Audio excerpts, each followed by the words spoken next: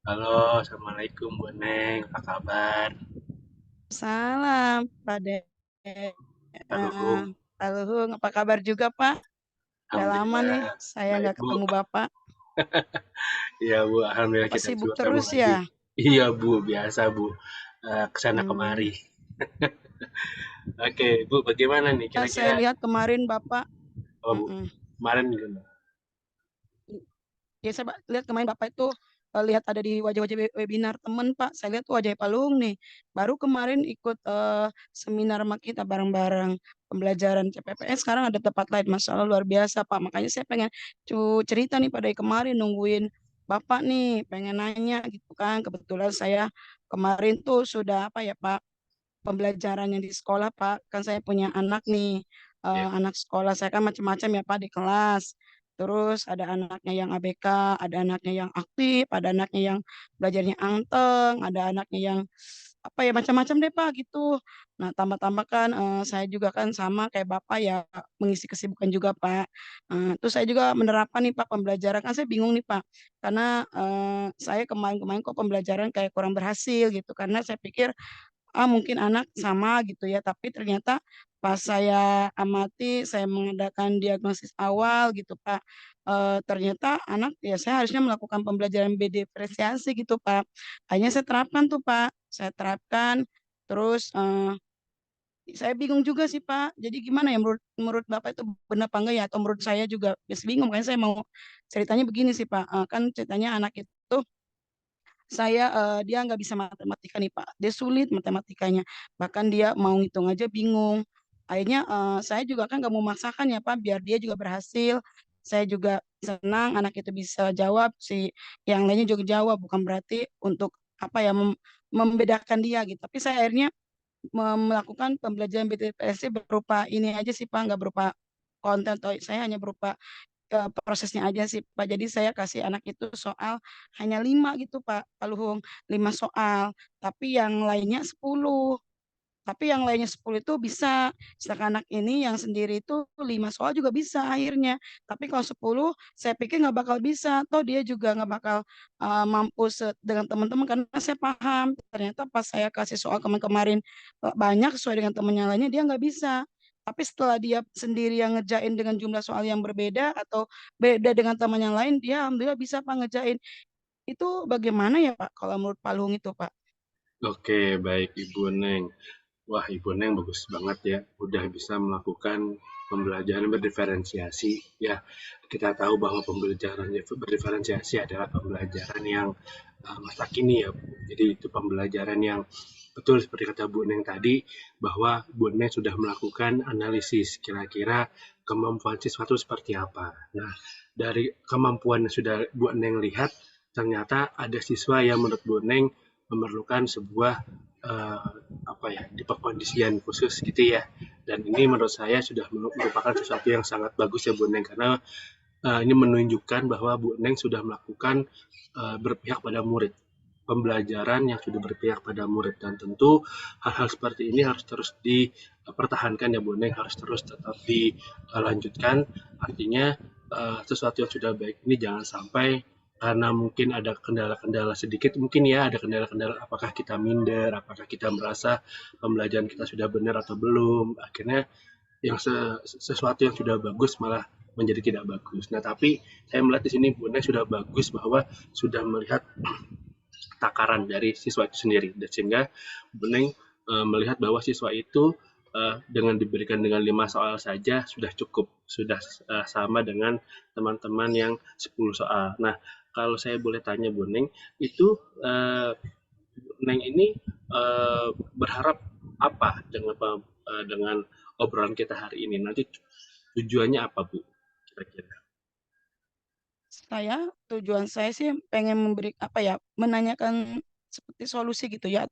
Atau mungkin hanya penegasan aja kali dari Pak Luhung ya. Kalau seandainya saya itu penerapan di apa pembelajaran di periodisasi saya itu benar apa enggak gitu Pak dengan yang saya lakukan tadi. Jadi saya itu hanya apa ya hanya pengen menambah ilmu pengetahuan saya tentang pembelajaran berdiferensiasi gitu Pak. Jadi takut salah kaprah, takutnya saya seolah membeda-bedakan anak murid. Padahal tujuan saya kan membedakan di sini bukan berarti kok si ini beda, kok si ini lain soalnya. Tujuan saya ingin mencapai pembelajaran yang sama gitu. Dengan pembelajaran yang sama dari saya, tapi anak juga merasakan keberhasilan bersama dengan berbeda-beda konten gitu Pak, berbeda-beda hasil, tapi tujuannya sama gitu Pak. Itu maksud saya Pak, ke Oke, sana. baik Bu. Baik, Mm-mm. tujuannya sudah bagus dan saya memahami maksud yang Ibu mau. Nah, di sini Bu, Ibu sudah melakukan hal yang benar ya. Ibu sudah menyesuaikan kemampuan siswa dengan kemampuan siswa dengan mata pelajaran Ibu, ya kan ya. Artinya Ibu sudah memberikan 5 soal tadi. Nah, kira-kira Bu, ketika anak jadi diberikan 5 soal, apakah anak itu merasa senang Bu? Dan apakah dia mampu menjawab 5 soal itu? Senang yang saya amati Pak Lung, dia senang sekali. Bahkan dia apa ya, dia merasa dihargai aja gitu. Jadi nggak merasa terabaikan karena dia pikir kok ternyata guru saya juga memperhatikan saya. Jadi dia nggak merasa kok saya beda, enggak, karena dia pengen merasa sama dengan teman, selesai sama, pulang sama dengan jumlah soal yang berbeda, tapi dia juga memahami dan teman-temannya juga memahami. Senang sekali Pak, karena dia juga ikut selesai Hmm. bareng sama teman gitu. Oh gitu, Cuman beda baik. beda levelnya aja gitu Pak. Yang tadinya harusnya 10 soal dia hanya 5 soal. Oke. Tapi karena saya lihat kemampuan dia itu tadi Pak. Oke, benar Bu. Jadi memang yang saya ketahui ya Bu, bahwa pembelajaran berdiferensiasi itu kan tidak hanya dalam bentuk produk ya Bu ya, tapi dalam prosesnya pun juga ada. Dan Ibu di sini sudah melakukan pembelajaran dalam bentuk di prosesnya, sehingga Ibu melihat bahwa dari gaya belajarnya, kemampuan belajarnya, dan juga persiapan dia di awal itu sudah Ibu kondisikan. Dan hal ini memang sudah sesuai Ibu dengan yang kita pahami bersama bahwa semua siswa itu unik, semua siswa itu memiliki jalur perkembangannya masing-masing, sehingga cara-cara sudah Ibu Eni lakukan itu sudah masuk dalam pembelajaran berdiferensiasi dalam tahap proses. Oleh karena itu, saya rasa hal-hal seperti ini tetap bisa dilakukan Bu Neng. Bahkan kalau bisa Bu Neng yang tadi ya sudah mengatakan bahwa ternyata teman-temannya senang, gitu. Dirinya juga senang, tidak merasa tidak merasa diabaikan. Nah, berarti kan di sini Bu Neng sudah melakukan sesuatu yang bagus ya Bu Neng. Bu Neng sudah melakukan hal-hal yang benar sebagai seorang guru dan kita harapkan bahwa hal ini bisa diterapkan di mata pelajaran lainnya gitu ya Bu Neng ya. Artinya biar dia tidak hanya merasa senang saja tapi dia juga semakin gigih dan di sini saya melihat bahwa Bu Neng sudah melakukan hal yang bagus gitu loh. Dan ini Bu Neng kalau Bu Neng lihat kira-kira ke depannya Bu Neng akan melakukan apa Bu dengan temuan yang sudah bagus ini?